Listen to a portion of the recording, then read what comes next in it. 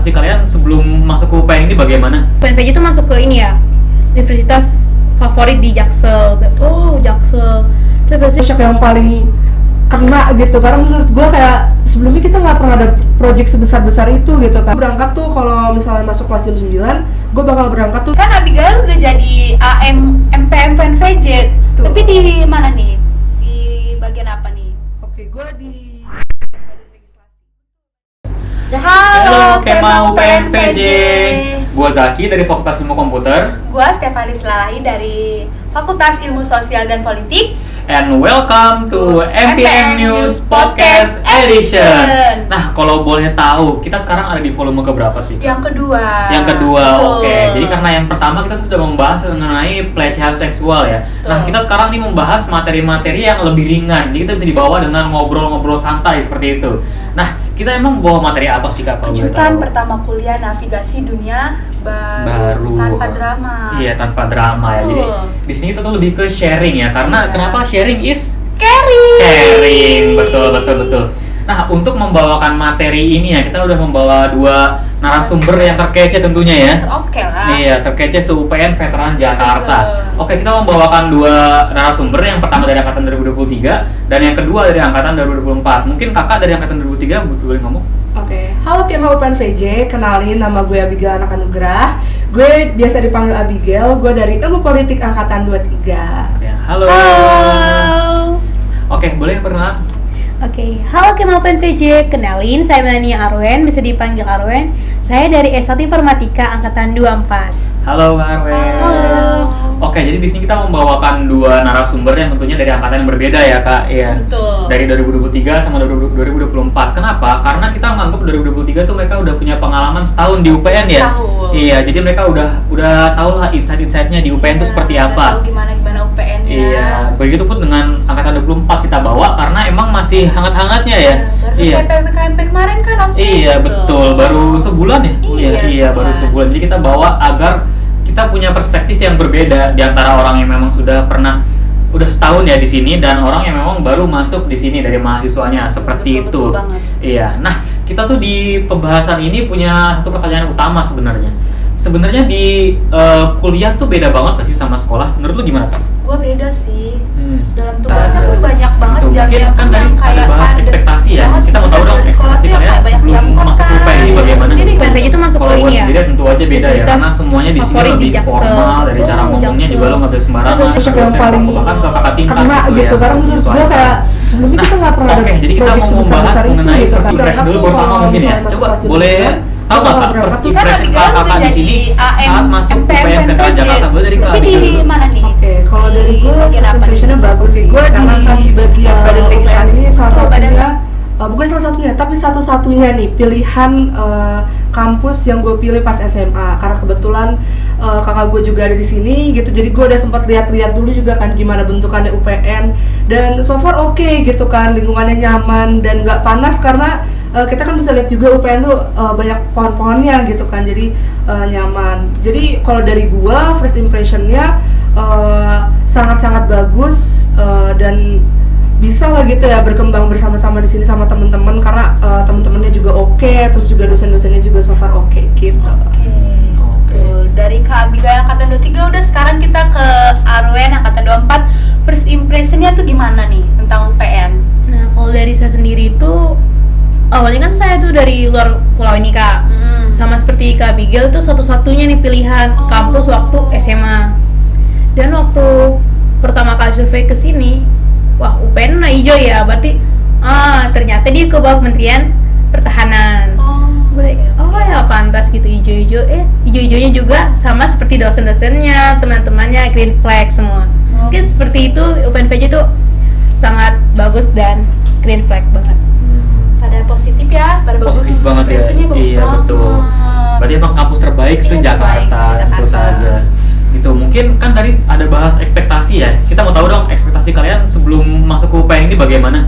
Dan itu meet gak saat kalian masuk ke UPNVJ ini, atau malah ada benturan? Mau tanya dari Kak Abigail dulu boleh? Oke, sesuai sih sama ekspektasi aku, bisa lebih kerasa ekspektasinya terpenuhi itu pas udah mulai kuliah. Mungkin pas awal-awal kayak oh ya udah cuma punya ekspektasi terhadap kampus ini aja gitu kan. Cuman pas udah kuliah Ya kalau pertemanan itu tergantung kita ya. Tapi kalau kayak dosen-dosennya, gimana cara ngajarnya, terus gimana kampusnya itu juga kondisinya itu juga so far oke. Jadi kayak sesuai ekspektasi sama apa yang aku pikirin gitu. Kalau aku gitu sih. Oke, kalau buat Arwen gimana nih? Kan Arwen jauh nih dari Sulawesi kan tadi. Iya, Ekspektasi gimana nih tentang UPN ini? Melihat dari Google nih kan browsing dulu.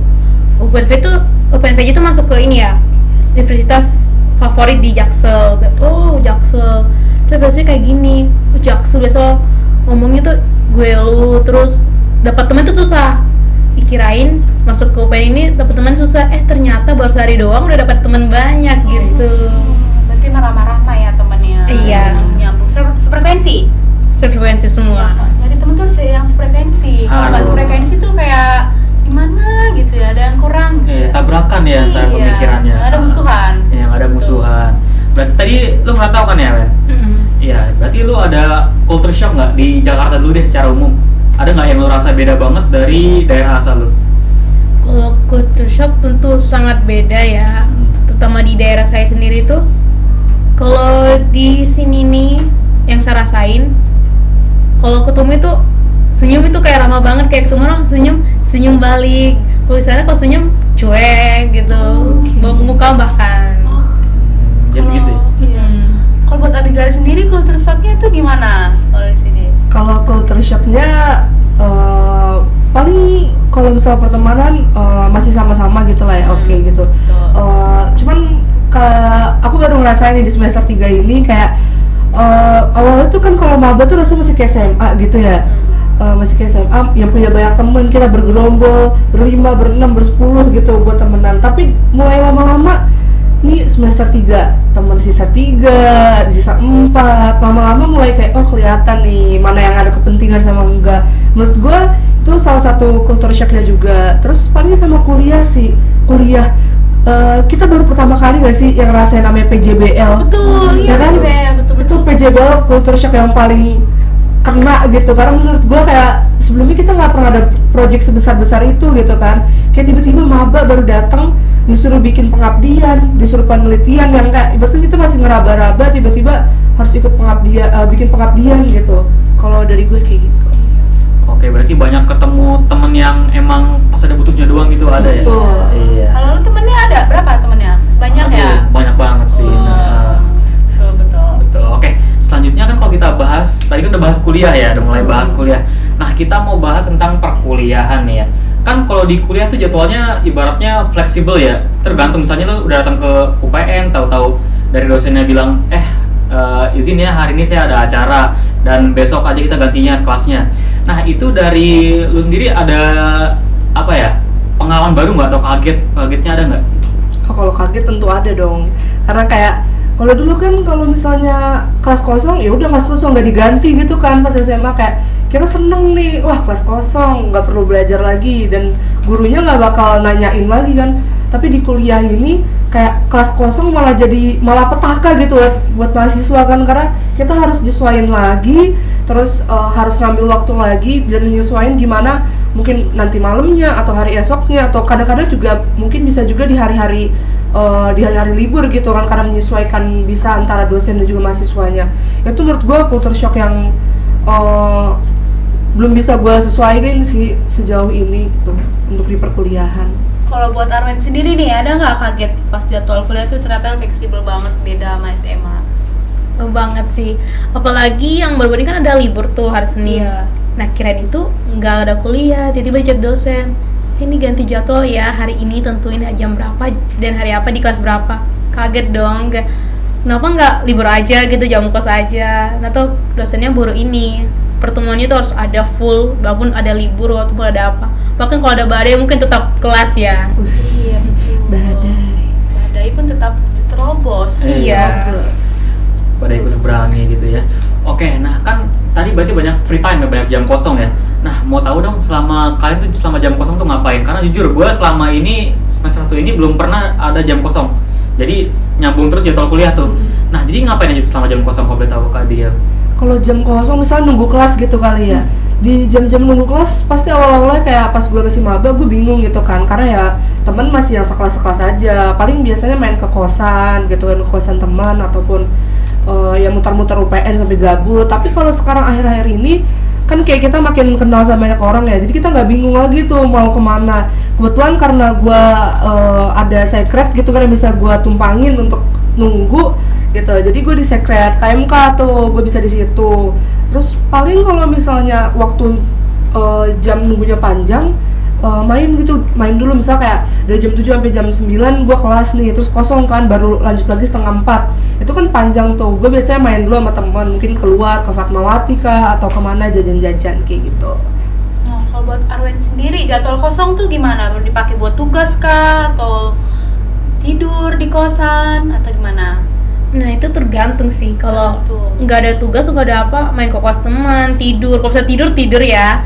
Tapi kalau ada tugas nih, bahkan PJBL nih, kami ada waktu kosong dikit aja, ngumpul PJBL ngomongin, ini ada PKM ngumpul ngomongin. Jadi waktu kosong tuh kalau bisa PJBL mulu. Oh, jadi kayak waktu kosongnya tuh nggak ada ya, cuma Iya. dipakai buat ngerjain tugas, ngumpul kerkom. Berarti aktif banget ya emang. Iya. Tuh. Sangat amat. Sangat hektik ya. Sangat hektik ya awal-awal begini. Betul. Oke, kan kalau dari kita tahu ya kalau kuliah tuh dosen tuh ngajarnya kayak cuma 60% ya. Sisanya nyari sendiri.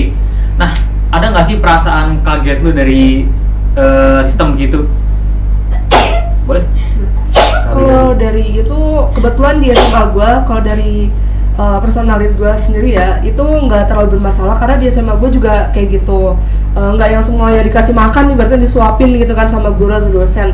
Cuman paling di beberapa kondisi, mungkin karena di kuliah ini kita pembahasan lebih general, terus juga nggak cuma terfokus sama satu buku gitu ya, itu yang kadang-kadang ngebuat kita susah gitu nyari sumber bacaannya, karena kan kadang-kadang bukunya ada buku-buku dari luar negeri gitu kan, buku-buku dari negara-negara lain, itu yang ngebuat kayak bingung nih, karena kadang-kadang PDF-nya aja juga nggak ada gitu kan, dan di perpus misalnya belum ada, belum lengkap ataupun kayak gimana, itu yang ngebuat bingung sih cari sumber bacaannya gitu. Better lagi kalau misalnya dosennya enak nih, kalau dosennya enak pasti kayak ngasih link PDF gitu kan, sukaan di leads. Cuman kalau nggak ada ya paling kadang ada juga yang harus beli buku atau PT-PT mungkin sama temennya cari e-booknya dan lain-lain. Kalau menurut gua kalau untuk masalah cari referensi atau sumber belajar selain dari dosen, itu sekarang kita udah mudah gitu ya kan, apalagi ya kayak ChatGPT gitu kan. Itu AI kayak gitu udah ngebantu banget dan nggak bikin terlalu bingung juga untuk cari sumber belajar gitu. Kalau buat Arwen sendiri gimana kalau belajar ya? Apa yang kayak sistem tampil di layar, foto, simpan di HP apa gitu? Nah itu juga kadang tuh kak, kalau nggak ada PDF-nya tuh langsung oke, materi foto cerek simpan, nggak baca. Kadang kelupaan. Tapi karena ini lagi dekat-dekat UTS nih, udah kayak waktu ada kosong atau udah dikasih PDF tuh baca-baca nih. Tapi kalau belajar mandiri lebih suka sama teman bareng. Kalau belajar mandiri nggak ada yang masuk tuh. Karena kebanyakan itu ya suka scroll TikTok mungkin ya, mereka udah megang tiba-tiba HP. ada link. Kan, scroll TikTok. Paling kalau ada chat doi yang ngechat langsung sibuk aduh. sama doi ya. Lupa ya. Iya, Langsung lupa. Bikin doi. Ya. Oke, boleh tahu nggak cara kalian belajar tuh gimana? Menghadapi yaitu 60% dosen, 40% mahasiswa sendiri. Nah, cara belajar kalian tuh bagaimana? Yang optimal? Boleh Alvin? Boleh Arwen dulu mungkin? Kalau dari saya yang optimal itu, kalau kan ini ada perpus nih, bukannya sampai jam 7 malam. Kalau saya tuh setiap pulang kampus, selesai kelas tuh nggak langsung pulang ke perpus dulu sampai jam 7. Entah itu baca sama teman atau baca sendiri, mungkin baca-baca dikit-dikit aja. Yang penting masih di otak gitu. Rajin ya dia ke perpus dulu. Rajin. Masih semangat-semangat Iya, ya mungkin ya. masih hektik banget, masih excited. Oke, kalau dari gue sendiri gimana cara belajar gitu ya. Kalau gue malah nggak bisa belajar yang rame-rame banget gitu loh. Jadi udah kalau emang gue lagi mood belajar, kalau gue tipe yang belajar misalnya besok UTS gitu ya, UTS misalnya matkul A, gue malah pagi-paginya, karena kan kita tetap kuliah ya di minggu sebelumnya gitu kan, tetap ada aktivitas. Kalau gue lebih baik pagi-paginya lihat-lihat aja gitu kan, apa yang udah dijelasin dosen, kan ada buku catatannya gitu, itu kita baca-baca lihat, oh ini, terus nanti kan lama-lama kayak otak kita otomatis nge-refresh, oh iya kita pernah belajar kayak A, B, C, D gitu, itu jadi keinget dibandingkan gue kurang bisa yang belajar yang kayak harus bacain satu buku gitu kan, karena itu kan butuh waktu yang panjang ya, dan gue juga yang tipe gampang ngantuk gitu, jadi buka buku dikit ngantuk, buka buku dikit ngantuk. Jadi better yang kayak ya udah refresh ulang aja apa materi-materi yang udah diomongin. Apalagi kita kan sistem mata kuliahnya juga sekarang kan belajarnya kayak banyak diskusinya ya. Nah itu gue cari kesempatan untuk cari informasi itu dengan diskusi-diskusi kayak gitu. Tapi BTW rata-rata banyak loh yang sistem SKS kalau ngerjain tugas. Betul. SKS, apa tuh SKS kalau boleh tahu? Sistem kebut semalam. Kebut semalam. Betul, deadline-nya besok pagi nih, dikerjainnya malam itu sampai jam 3. Itu nggak bagus ya, nggak boleh. Kadang kami 2 jam nggak sih? Iya. Yang penting betul. jadi. Saking numpuknya tugas-tugas ya. Oke, kan kita kalau tadi udah bahas berarti belajarnya mandiri ya rata-rata nih. Belajar mandiri. Nah, dari mandiri tadi kan kita bisa ke aspek-aspek lain. Contohnya dari lo ngekos kan ya tadi? Ngekos kan ya? Ngekos. Bukan ngekos, Kenapa? tinggal sama saudara. Tinggal sama saudara, berarti ngerantau kan ya? Yang ngerantau. Masuknya ngerantau. Nah, gimana cara lu ngatur finansial lu? Kan lu ngerantau nih. Iya, kalau secara finansial sih pertama gue tuh prioritas dulu ya. Apalagi saya ini PP itu bawa motor, prioritas pertama itu bensin. Bensin tuh paling awal, sama mungkin kebutuhan motor, sama ini kuliah, itu yang paling penting.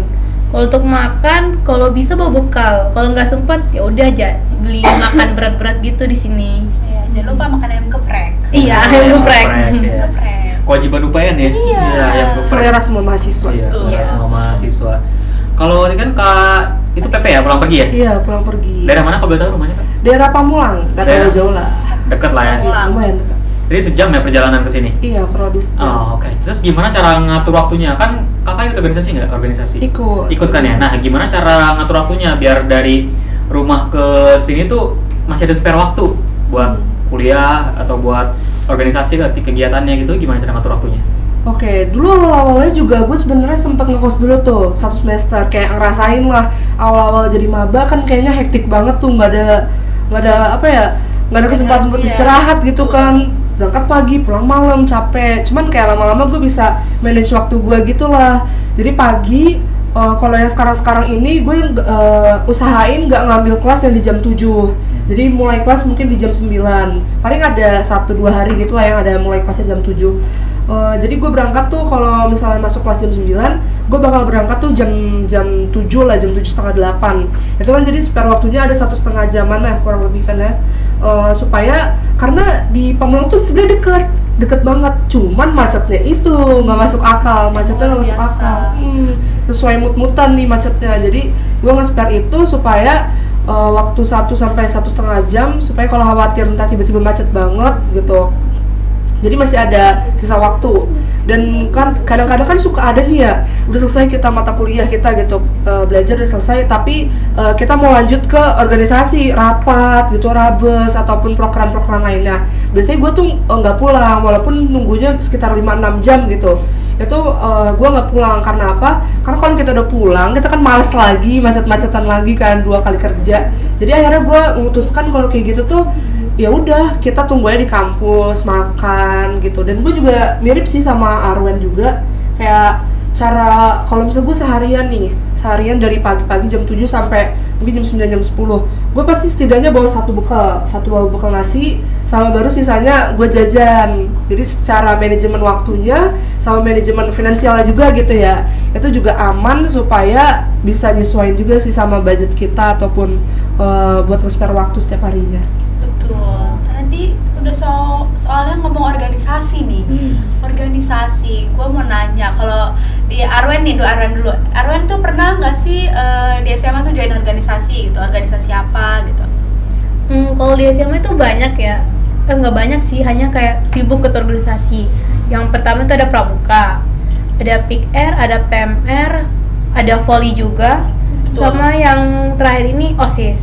Aktif ya, Iya. aktif ya Bun. Tapi di Maba kan lagi pengen nyoba sana sini kan. Iya. Nah, kalau Arwen tuh udah ada kepikiran belum sih mau nyoba organisasi apa, mau nyoba apa dulu, ikut apa dulu gitu, atau ikut kepanitiaan dulu dalam prodinya? Kalau udah ada?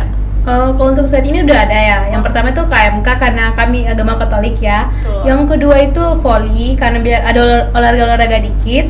Yang ini coba-coba ini AM ya, AM MPM itu nyoba-coba lolos, ya udah kita coba aja biar dapat relasi baru, dapat pengalaman baru, kegiatan baru gitu. Terus untuk kayak kepanitiaan mungkin udah ada dari KMK sendiri ada, dan mungkin kedepannya saya juga bakal coba pemira dan kepanitiaan lainnya yang mungkin ini ya, menggunakan atau menambah soft skill saya atau mengasah soft skill saya. Kalau Kak Abigail sendiri, dulu SMA-nya pernah ikut nggak organisasi? Kalau SMA kupu-kupu ya, lebih sekolah pulang ya. Jadi kayak main, terus pulang, sekolah doang gitu-gitu doang. Cuman kalau kuliah udah mulai aktif. Ini maaf ya tadi agak ada suara jatuh. Iya, dia kak di grogi kali dia. Iya. Lagi grogi. Baper dikit lah tipis. Iya. Tipis. Emang ikut apa aja Kak sekarang di sini? Kalau sekarang gue lagi ikut pertama KMK juga, keluarga mahasiswa Katolik. Yang kedua gue ikut 5TV. Terus yang ketiga nih, ini yang lagi mungkin kenapa gue ada di sini karena gue anggota muda dari MPS. Anggota muda coy. Anggota keren. muda. Siap. Keren. Udah berani ke Ormawa berarti ya? Iya. Udah mantep. Nah, berarti mau tanya nih, cara ngatur waktunya gimana? Kan tadi banyak ya organisasinya dua-duanya pengennya ikut di atas 3 ya? Iya. Nah, itu bagaimana cara ngatur waktunya biar kuliah jalan, organisasi jalan, bahkan kehidupan kita jalan gitu? Ya, bagaimana? Coba dari Kak Arwen dulu boleh tahu. Pastinya tuh yang pertama tuh kuliah dulu ya prioritasnya. Dan untuk organisasi kan selalunya tuh mulainya di atas jam 4. Lihat dulu nih, kalau ada kerja kelompok apa tugas mungkin itu duluan dikerjakan, kemudian organisasi. Kemudian kalau kepanitiaan kalau sebisa-bisa hadir, tapi kalau ada bertabrakan nih dengan mata kuliah atau ada tugas yang deadline hari ini, mungkin lebih utamakan kuliah dan tugas. Betul. Kalau organisasi banyak Pusing ya, Tugasnya banyak. Tuh. Iya. Coba kalau Kak Abigail gimana? Gue kurang lebih mirip-mirip sama Arwen sih, cuman karena kan gue ada ikut 5TV. Nah 5TV ini tuh ada kayak sistem liputannya, jadi kayak kita berhubungan sama narasumber di luar. Nah itu yang ngebuat kadang-kadang gue bingung nih antara ngerjain tugas deadline besok, tapi di sisi lain gue nggak bisa ninggalin juga 5TV ini karena gue ngekontak misalnya lagi liputan sama orang Kemenkes gitu kan, orang kementerian kan nggak bisa abal-abal gitu, kitanya harus juga profesional gitu kan. Nah itu yang kadang ngebuat gue juga harus memprioritaskan kuliah, tapi gue juga harus memprioritaskan karena ini ketemu sama narasumber. Nah menurut gue kalau misalnya emang tugas ini bisa kita kerjakan di esok harinya, walaupun mungkin lewat deadline gitu ya kan, tapi masih so far oke dosennya, itu gue beberapa kali sempet sih kayak gitu lewatin tugas satu terus nanti baru gue kerjain setelah kegiatan gue selesai. Itu juga so far pernah gue kerjakan gitu. Oke. Ini kan Abigail udah jadi AM MPM PNVJ. Tuh. Tapi di mana nih? Di bagian apa nih? Oke, gue di bagian badan legislasi. Betul, badan legislasi Balek ya. Iya, Balek. Ini kan udah jadi anggota MPM UPN Veteran Jakarta. Cara ngatur waktunya tuh gimana? Yang setelah kan kita tuh udah sebagian dari MPM ya. Prokernya pasti udah dibagikan ke AM. Nah, cara ngaturnya tuh gimana? Kan tadi prokeran udah banyak 5TV, KMK. Nah, cara ngatur waktunya tuh gimana? Oke, pertama gue kalau kayak gitu mikirin dulu sih sebelum gue ngambil AM juga gue kayak takut ya nggak bisa. Karena waktunya udah bentrok-bentrok terus antara KMK sama 5TV aja udah bentrok, takutnya ikut AM ini malah jadi makin bentrok gitu kan. Cuman so far dari misal kita mau ada rapat gitu, dari mentor-mentor juga dari kakak-kakak MPM juga kayak ngikutin gitu loh, maksudnya kesibukan kita, kayak kita diajak gitu untuk diskusi. Misal kita mau rapat kegiatan A gitu kan, kita ditanya dulu kira-kira bisa tanggal berapa guys, jam berapa, kalau misalnya emang amannya di siang kah atau sore atau malam. Kita semua karena udah sepakat di jam yang sama dan semuanya cari jadwal yang aman, ya menurut gua nggak bakal bentrok juga sih, karena dari kakak-kakak MPM-nya juga kayak pengertian gitu sama kita sendiri, menyesuaikan jadwal kita gitu. Kakak MPM baik-baik loh. Baik-baik banget. Betul. Nah, kalau dari Arwen juga ikut juga kan ya? AM, anggota muda MPM. Dong. Nah, oke, gimana cara bagi waktunya AM sama organisasi lainnya gitu? Kalau DM sendiri kan tuh saya sebagai Biro Humas ya. Di Biro Humas tuh kesibukannya ya cuma delegasi. Dan Dan itu dari pihak KKMPM-nya nanya nih, ini besok ada delegasi nih dari pihak ini nih, siapa nih yang besok kosong nih, boleh 2 orang, seorang. Ada jatuh tabrakan, yang lain bisa silahkan. Kalau organisasi dengan MPM itu, kebetulan MPM itu fleksibel banget ya waktunya ya. Dimana kalau bisa, kalau nggak bisa nggak apa-apa. Kalau organisasi, kalau bisa juga, kalau tergantung nggak bisa itu alasannya apa gitu. Begitu. Oke, gue mau lanjut ke yang lain boleh? Boleh. Boleh, gue mau nanya tentang tantangan sosial nih. Kan kalau di kampus nih tadi ngomongin temen. Kalau temen kan di kuliah apalagi yang Abigail semester 3 nih. Arwen masih maba. Tuh aku mau nanya ke Abigail dulu deh. Kan di semester 3 nih, kan udah kelihatan mana temen yang mau berkontribusi, mana temen yang nggak mau berkontribusi. Apalagi yang banyak tugas kelompok. Nah, cara ngaturnya tuh kalau nggak temen yang nggak mau berkontribusi, sikap kamu tuh gimana? Apa yang kayak langsung udah cut off aja, lu cari aja teman kelompok sendiri, nilai sendiri. Terus menurut Abigail itu gimana? Oke, kalau gue sih tipe yang kayak tergantung sih, misalnya di saat misal bikin makalah gitu ya, bikin makalah dia kurang berkontribusi. Nah caranya adalah gue ngasih spare atau kayak kesempatan buat mereka itu di pas presentasinya. Jadi kan ya udahlah biar balance gitu kan, biar kayak kelihatannya sama-sama kerja semua.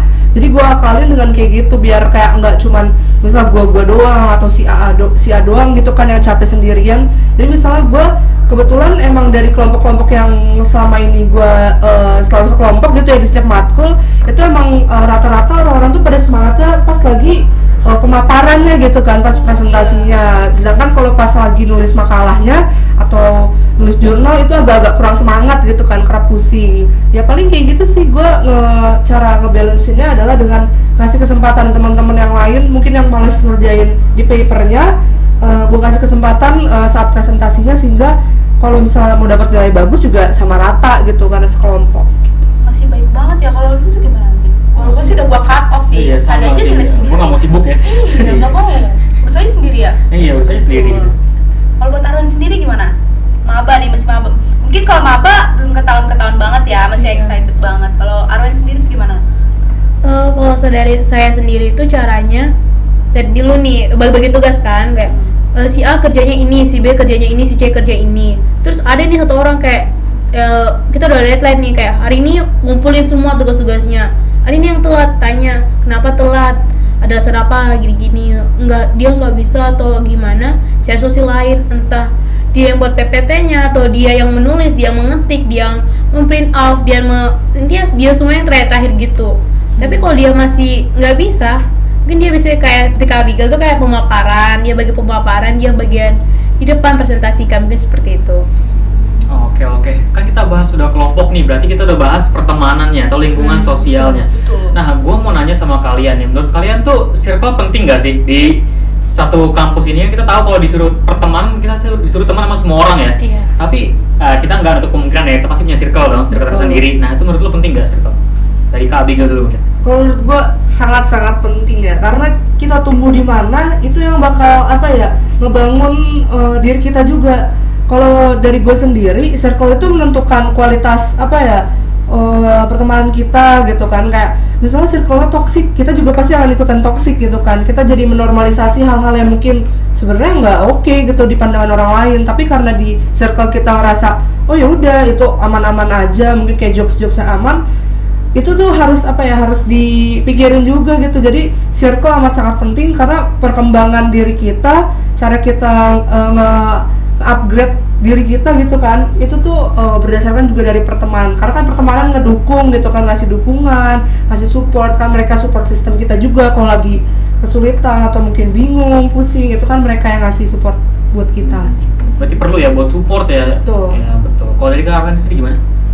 Sama seperti Kak Abigail tuh penting ya, tapi tergantung nih circle-nya tuh toksik apa bagus. Kalau toksik ya udah tinggalin. Tapi kalau bagus, kebetulan saya punya ya circle tuh bagus nih, dukung, support, terus kalau ada tugas nggak bisa nih bahkan dibantuin. Padahal tuh kita beda fakultas. Pertama ada ini saya satu matkul nih kesusahan, guys ada bisa nggak? Ini aku bisa, dikerjain, bantu kerjain. Bahkan kalau ada waktu kosong kita belajar bareng, waktu mau beda fakultas. Jadi perlu penting banget ya buat saling belajar gitu ya. Iya penting banget. Ya, intinya saling support ya, support system. Support system. Kalau lu support system siapa? Doi? Enggak. Oh, nggak Masih ada. aman. Masih aman. Tapi gue mau nanya sih sedikit sebelum kita berakhir nih. Iya, betul. Buat dua narasumber kita ini, tips cara memilih teman yang sehat tuh gimana? Cara memilih tips teman yang sehat biar kayak kita nggak ikut terjerumus yang jelek-jelek. Buat Arwen duluan, coba.